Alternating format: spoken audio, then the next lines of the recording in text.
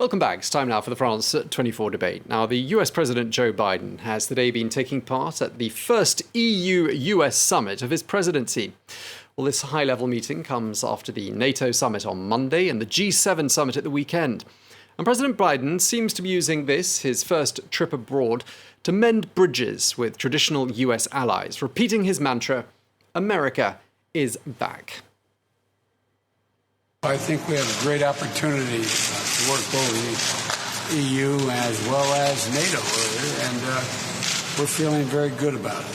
We found the reception to be good, and America is back. We are committed. We have never fully left, but we're reasserting the fact that it's overwhelming the interest of the United States of America to have a great relationship with NATO and with the EU.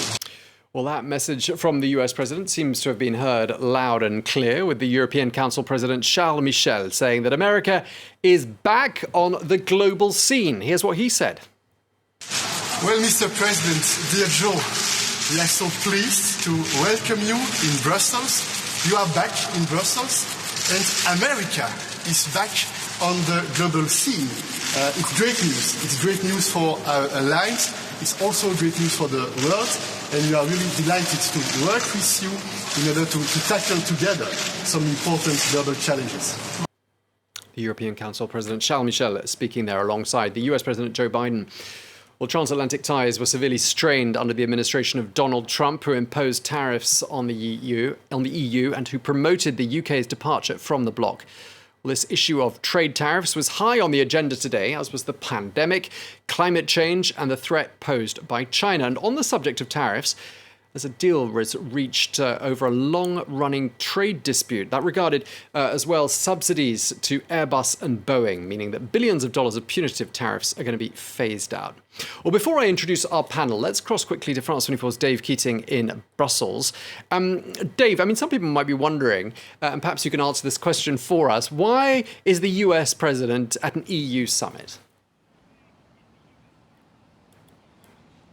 Well, essentially, he was here anyway for that NATO summit, so it just kind of fit in with the schedule that he was in the UK for the G7 summit, he was at NATO for the NATO summit, and essentially the two EU presidents, President von der Leyen and President Michel, invited him to come and meet them. It was only about 2 hours. They called it an EU-US summit.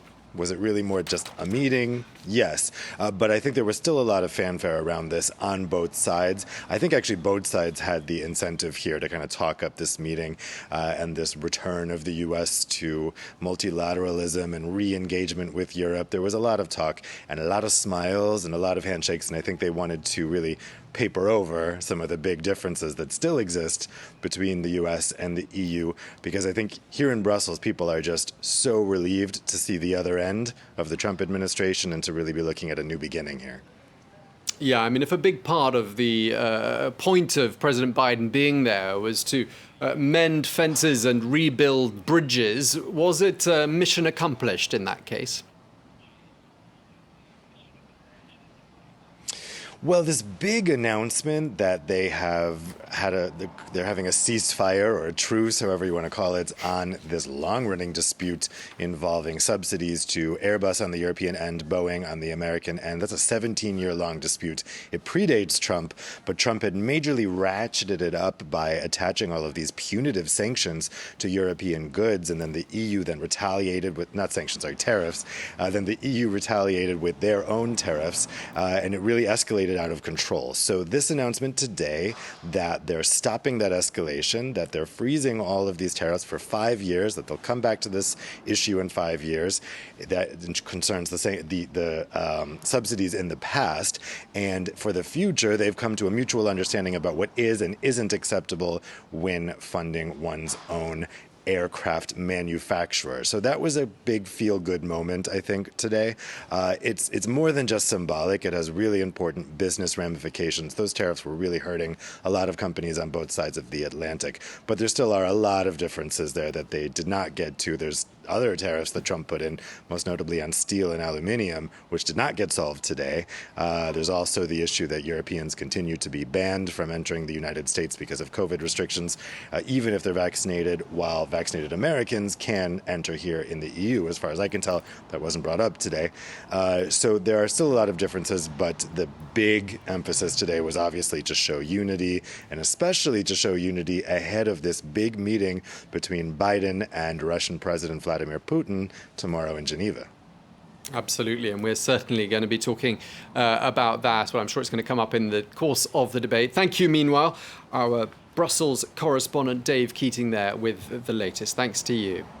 Well, let me now introduce our panel of guests. Here with me in the studio is Famke Krumpmuller. Thank you so much for being with us. You're an expert in European politics and director of Geostrategic Business Group at EY. So thank you for being with us. From Brussels, we're joined by Ricardo Borges de Castro, who is Associate Director and Head of the Europe in the World Programme at the European Policy Centre. A warm welcome to you. Also in Brussels is Jacob Kierkegaard, Senior Fellow at the German Marshall Fund of the United States. And from Washington, we're joined by Douglas Hay, political commentator and former communications director for the Republican National Committee. A very warm welcome to all of you. Since you're here with us in the studio, perhaps I can start with you. What would you say stand out as having been the main accomplishments on both or either side of this US-EU summit? I think most importantly at this stage, it was really the symbolism that came with the summit. It's the tone that has changed. It has changed already over the past couple of months, of course, since Biden was elected in the US, something that is incredibly important for the Europeans and a relief after a couple of more complicated years under the Trump administration. I think now looking forward, what will be important are the expectations around cooperation on certain issues, such as climate change, such as the pandemic, such as, for example, tech regulation. But the other thing that will be outstanding is how do the US and Europe agree or disagree on their external relationships with, for example, China. Thank you. Ricardo, let me turn to you and ask, first of all, do you agree? And also I'd like to ask you, I mean, if you noticed a significant shift in substance as well as a significant shift in style and tone versus President Biden's predecessor. I mean, certainly style and tone, absolutely. I think this was also, I also think that this summit was first an opportunity for the Americans to say that they are back, but also to be concrete. And so this was an opportunity for a reset of the relationship. And I think because you just alluded to the predecessor at the White House, I think on this occasion, the Americans had to show more that they really they want to re-engage. So I would say that it's a restart or a reset of a relationship. I still think that it's an open relationship, given all the challenges that were just alluded. I think, there are, so of course, there were a lot of, as David was saying, a lot of positive noise around the summit, but I think the proof is in the pudding. It's in what the next steps will actually bring in terms of this relationship on so many issues. I don't want to get in the trade because Jacob, I think he will address this issue better. But for me, from a political standpoint, it would have been politically more significant if the tariffs on steel and aluminium would have been lifted at this occasion. But I also understand that this is part of the domestic agenda of President Biden. So I understand why this did not happen.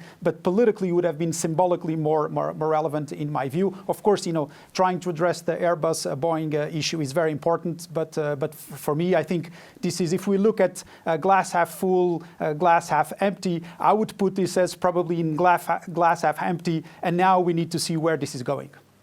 Okay, thanks for that, Ricardo. And Jacob, you heard your name mentioned there. Let me ask you to respond to what Ricardo was saying.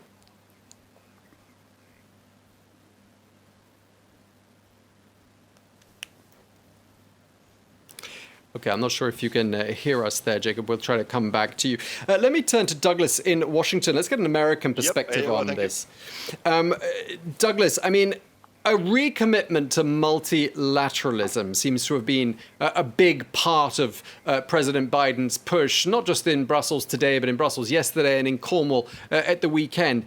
That was necessary, wasn't it?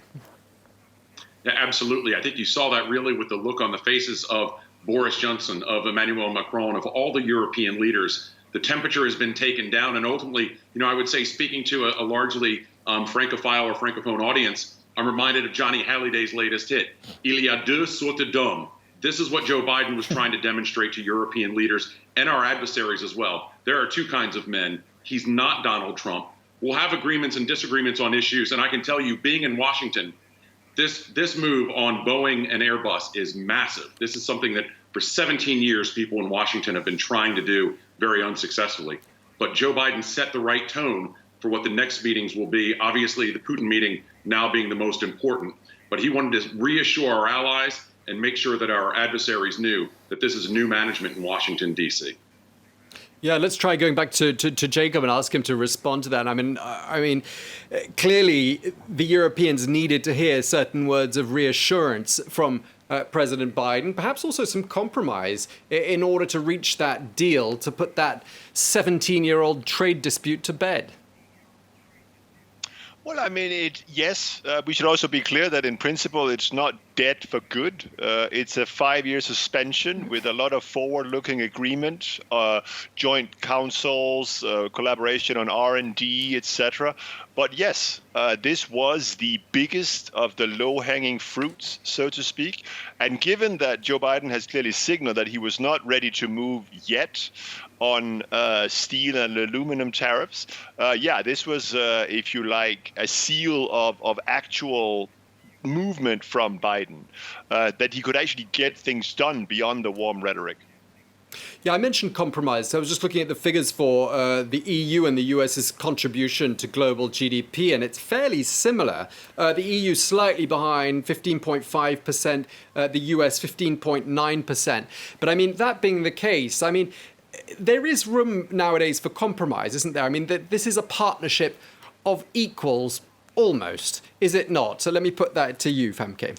Yeah, that's very interesting. I think what has happened over the past couple of years with the Trump administration in the US, and then at the same time China being more assertive on the international stage, the EU has really, let's say, woken up a little bit and has started to want to live up a little bit more maybe to this important role that you just mentioned, and is now, I think, also trying to be more independent from the US, having learned that, administrations can change. We don't know what will happen in 4 years. And so I think while everybody is very relieved that this transatlantic cooperation is back, there is certainly also a desire to really ensure that the own interests are really being pursued. And Ricardo, I mean, another number I was looking at was the sheer population. Not that it means an awful lot, but actually the population of the US and the EU, again, the EU actually has the upper hand with close to 450 million people, the US 328 million people. I mean, there's, the US has to take the EU seriously, and it certainly didn't feel like the Trump administration did that, did it? No, I mean, I think you're right. I think it needs to be taken seriously, or both, partners need to take each other seriously. But I also think, I mean, we keep on referring to President Trump. We should also not forget that, let's say, a sort of, I mean, not distancing, but that the transatlantic relationship also during the Obama administration was not at the highest. I think, President Biden in that respect is actually an outlier. I mean, he is probably the best president that Europeans could ask for at this stage. And as it was just also alluded, I think the fact that we'll have midterm elections in 2022 and then presidential elections in 2024, I think this also gives us a short window of opportunity to seize this moment and to really try to work with our American friends and partners in addressing so many of the issues that were discussed today. So I think really the hard work starts now. I think this is the moment, okay, today we reset relationships, we want to cooperate and we're back in a relationship, but now the hard work starts, and I think we need to start in earnest. Yeah, and I should just say at this point, everyone has had a turn at expressing an opinion. Do feel free to jump in at any stage. I know it's difficult when you're by remote and by satellite, but do feel free to jump in. It is a debate. I mean, let me ask Douglas. I mean, I'm curious to know. I mean, do you get the impression the United States now really wants the EU to step up to the plate and perhaps be more present in the conversation internationally with regards to major global issues? Or do you think perhaps the US still wants to carry on very much in a leadership role? Well, the U.S. certainly wants to be a leader, but what we know is from the State Department now, again, under new management with President Biden, that they want a more cooperative relationship, working better together with Europe and with the UK. And one thing that's really important to keep in mind with Joe Biden is, this is really how he's been hardwired as a politician. He was the not just vice president, which everyone knows, but chairman of the Foreign Relations Committee. So he has met with presidents and prime ministers, opposition leaders, going back decades. He understands these issues rather intimately, and it's a real advantage for him because he shows up as a known quantity, not an unknown, as we saw, with President Trump. This should be an advantage for him to move forward. He's gotten, a few good deals just in the past few days. There'll have to be more to come, but this is a good way to start. And again, is really in his background of who he is. Yeah, and of course, allied and united, the EU and the US obviously stand a much better chance against adversaries. And that was a theme that came up not just today again, but also at NATO and at the G7, the threat posed by China and Russia. And it seems very much as though the US wants to be in partnership with Europe more than ever. And again, as we said at the beginning, going into that meeting tomorrow in Geneva, President Biden arrives there in a much stronger position, doesn't he, if he shows that all these major international institutions are alive and well. Let me put that to Jacob. Yeah, no, I mean, there's an obvious amount of sort of stage setting by President Biden spending a week almost among his allies in Europe before he goes to see Vladimir Putin. And then that unity with his European allies obviously also extends further. It's a signal to Xi Jinping as well. I think for me, this would be But I think we shouldn't, at the same time, we shouldn't pretend that what we're seeing here is an administration that has the same strategic challenge in China. It has different ways of approaching that challenge than the Trump administration. It clearly feels that it needs to mobilize its many allies around the world, and precisely because China is not just a military, but very much perhaps more an economic and technological challenge for the United States. That is where the EU, more than perhaps even NATO, is the key, player. It's the EU in many ways is the indispensable ally for the United States in any sort of broad-based competition in economics and technology with China. Jacob, you've had the last word of the first half. We're going to take a very quick break, but do stay with us here on France 24.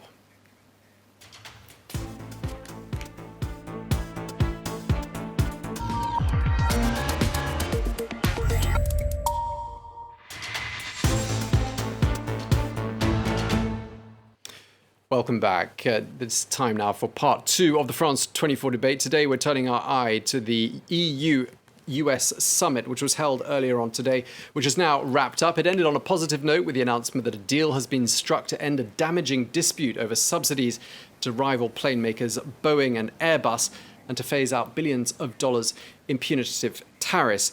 This is also the third major event in President Biden's 8-day tour of Europe. And he's now headed to Geneva, and he will be meeting with the Russian President Vladimir Putin there on Wednesday. And we were just speaking about the fact that this meeting and the bolstering of these major international institutions sets Joe Biden on a stronger path and puts him in a stronger position ahead of those talks. Let me just cross to Douglas Hay in Washington. Douglas, why do you think the planning of this trip has been such that these three major summits have been held and the pièce de résistance of the Biden Europe tour is this meeting in Geneva with the Russian president? It was timed for a reason, wasn't it? It absolutely was. It's demonstrated to show that the U.S. and Europe are coming back in more international cooperation, and to send very strong signals to Russia that they'll be moving forward, together back again as best a team as they can. I would say we did know that all of these meetings so far this week were going to go well. It's not a surprise. Maybe the Boeing announcement was a surprise. Some other things might have been small surprises, but we knew that these meetings were going to go well because Joe Biden was going to be able to reassure European leaders and Boris Johnson in the UK that, as we've said, before, and the vice president or the president said, America is back. So now that we know that, the biggest question mark is what's going to happen tomorrow when Biden meets. This will be the first time they've seen each other since 2011. And it's a very open question mark. I don't know how it's going to go. The stakes are obviously going to be the highest for this than anything else we've seen so far this week. Yeah, and Ricardo, in Brussels, I mean, people there must have been aware that a lot of the groundwork was done, because as our correspondent said, the meeting, the summit, as it was labeled, was over and done with in the space of 2 hours, meaning that a huge amount of groundwork must have been done prior to President Biden's arrival. Yeah, I mean, a lot of the groundwork had been done before. I think Wendy Sherman was in town, I think a couple of weeks ago or a week ago. So, I mean, there was a lot of preparatory work. We can also not forget that, Secretary Blinken had been in town for at least twice. I mean, President Biden had already come into the European Council in March, through video call. So I think there's been a lot of preparation, I think, for this meeting, that it would be well choreographed, that would fit well. I mean, the sequencing, starting with the G7, to NATO, to the EU, and now on to Geneva. This was all very well, thought out, precisely because it allows to provide this image that, like Douglas was saying, America is back and it's united in facing the challenges. I think on Russia, probably there is more alignment between the EU and the US than probably on China. So on Russia, I think the US and the EU see more eye to eye than on China. My only question is, I mean, if really the central, the central strategic, problem that the US is facing in terms of its national security is China, how smart it is also to antagonize too much President Putin and Russia. In a sense, I understand that all of the issues that were mentioned at the start of the program, cybersecurity, interference on elections, there should be no tolerance about that. But from a strategic point of view, in the long term, does this really mean? I mean, is it going to be more on the rhetoric than on concrete actions that will happen tomorrow? Of course, I mean, it will be also a show of power, because it's about the two important players in international relations. But I would say in the long term, also does the US has an interest in pushing Russia into China's way? So I think there are a lot of strategic considerations that need to go into this, and also I think not only for tomorrow, but for the future. Let's ask Jacob to respond to that. I mean, what do you think? Is it a strategic error on the part of the Biden administration to single out Russia and China in the way that we've heard the president do these last 4 or 5 days? Well, I think in the case of China, it's a given. The U.S. has been number one in global economic and military affairs for several generations now. Certainly in economics, it's being challenged by China. It will no longer be the biggest economy, even by market exchange rates, at some point in the not too distant future. The United States is going to have to learn to address that. And obviously, as I see it, one of the ways in which he's going to do that under President Biden is rallying its allies. With regards to Russia, my view is that Russia is a country in long-term decline. The Russian GDP per capita has been declining quite dramatically, actually, since 2014, when the peak of the commodity bubble there. We know that from decarbonization, it's going to hurt Russian fossil fuel revenue, etc. And to be honest, Russia doesn't really produce much else that it can export. Yes, Vladimir Putin wants to be taken seriously. He wants to, he put troops into Syria. He's put them in, the Central African Republic. He's obviously messed about in cyber, American elections, etc. And I have no doubt that Joe Biden is going to tell him, look, if you keep doing that, there's going to be consequences. But Russia is absolutely not in the same league in any sense or shape as China is. So whether or not you single them out or not, no, you hit him back if he hits you, because he's not a strategic threat to the United States in the same way as China potentially is. Let's ask Douglas High for his opinion. I mean, I just wonder whether perhaps it would have been more effective on the part of President Biden not to single out Russia and China as he did. He said Russia and China are seeking to drive a wedge in our transatlantic solidarity. Wouldn't it have just been enough for these various summits to have been a success, and for that in itself to have sent out a pretty strong message to any adversaries out there?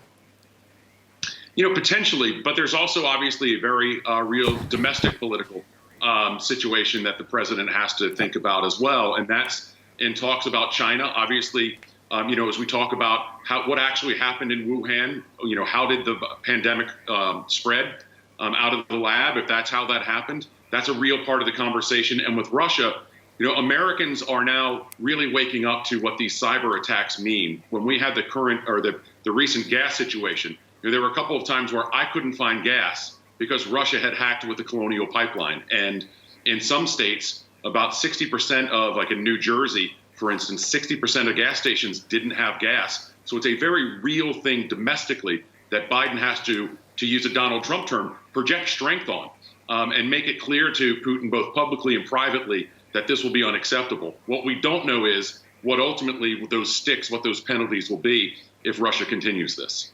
Yeah, and it does raise the question, is it likely that this summit and this kind of language will change the behaviors of either Beijing or Moscow vis-a-vis Europe and the United States, Douglas?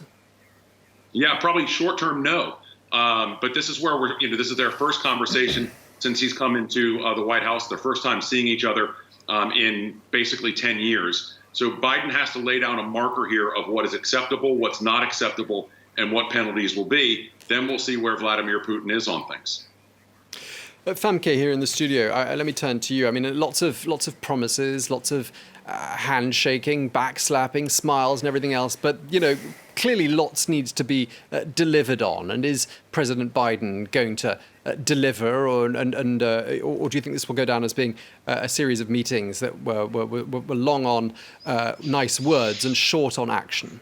That's right. I mean, I think going forward, the real question is what will the relationship between the US and the EU and China and Russia look like? And it will really pretty much depend also on what the transatlantic relationship will look like. To what extent will we actually walk the talk? To what extent will there be agreement on, for example, concrete cooperation on climate change, on regulating the tech sector, something that's very important to the Europeans and where there's still waiting to be concrete announcements from the US. We've seen a lot of talk about corporate taxation, all of these issues that are extremely important to the Europeans.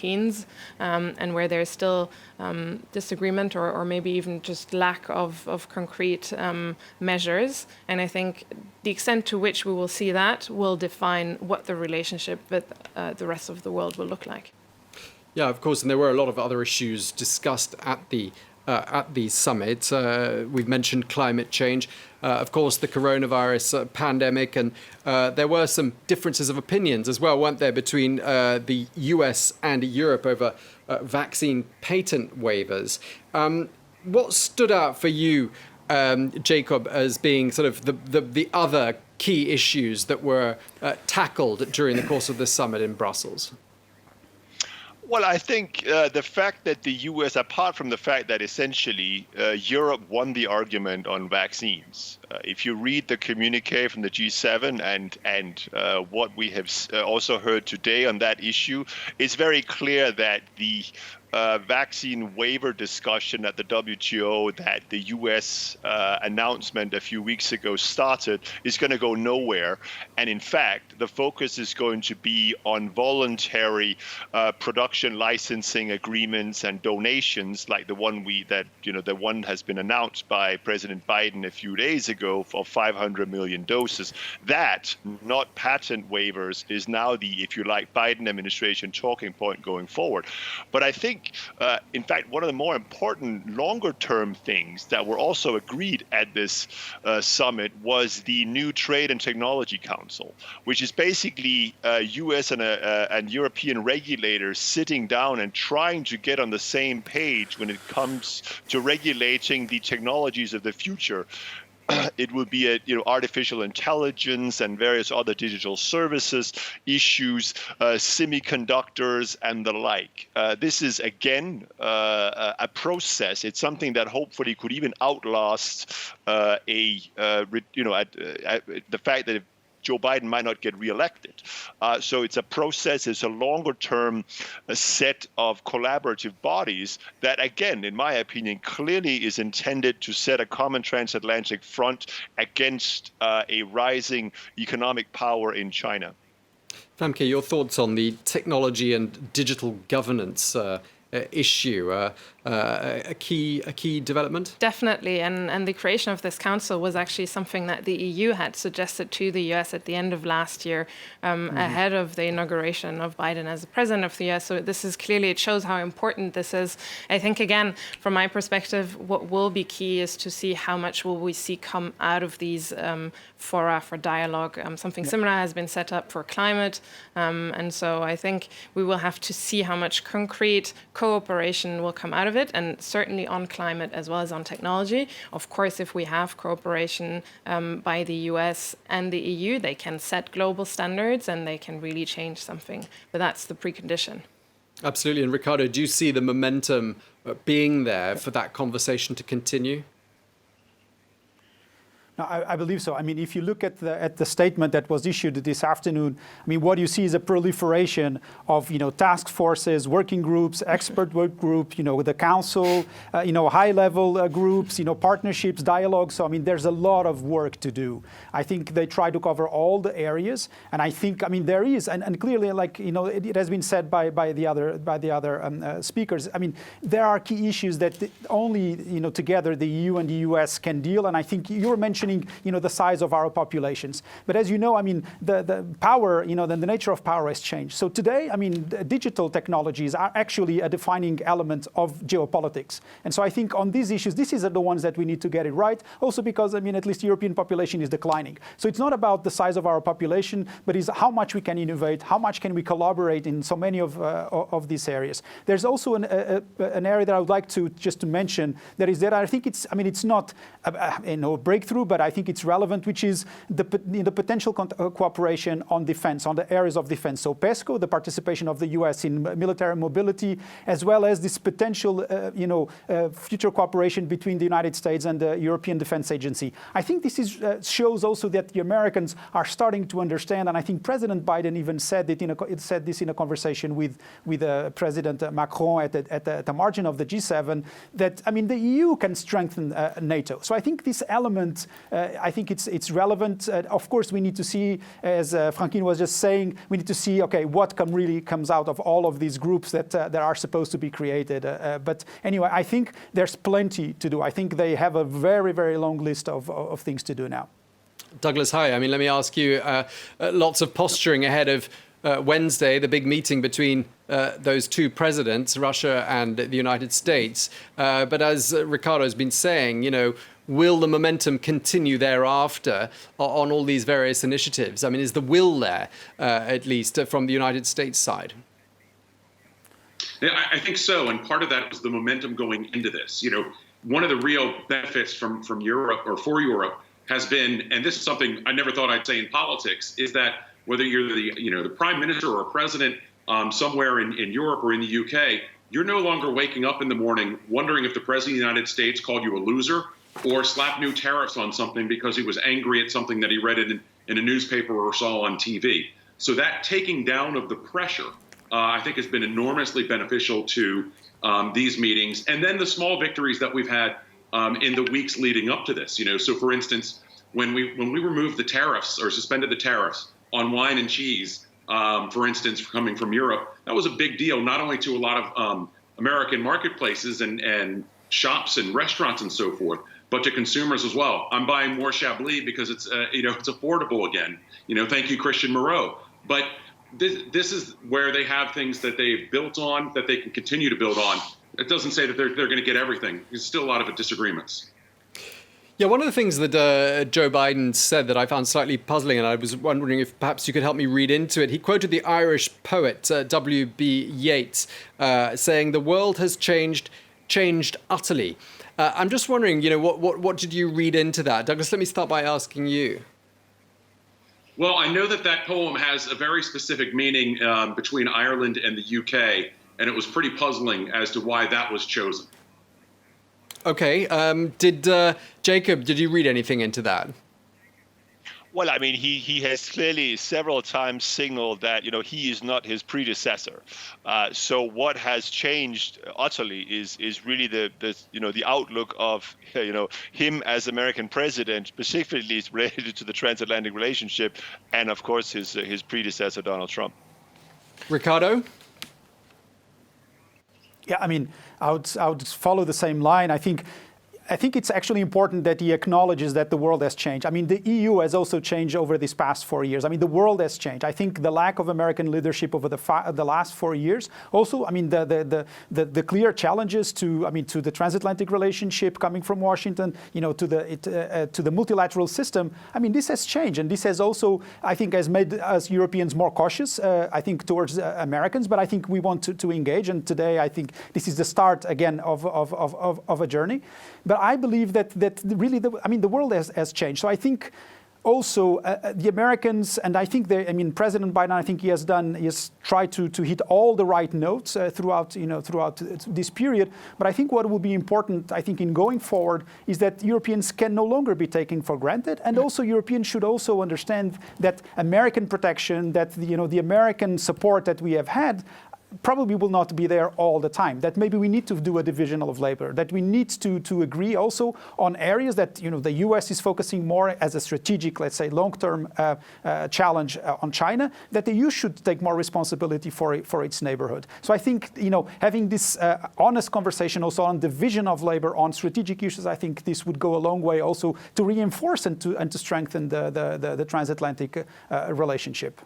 Okay. I think that's exactly right. And what's really important is to actually understand that it has permanently changed, so that this wasn't just a 4-year parenthesis and now we're back to the world that we were in before. And that's what I would really read into it, and what is really important to understand. We're in a new dynamic. I think we cannot continue to talk about more globalization and more liberalization. We're actually moving towards more regionalization, more importance of regional powers. And this means that, for example, from the European perspective, there's more what the Europeans have now branded strategic autonomy. So this idea that, of course, there's openness to multilateralism, and trade continues to be incredibly important and center, but to the extent that it serves European strategic interest. And I would argue that this is new, and that the Europeans will defend this much more vehemently compared to what they could have maybe done or would have been expected to be doing a couple of years before.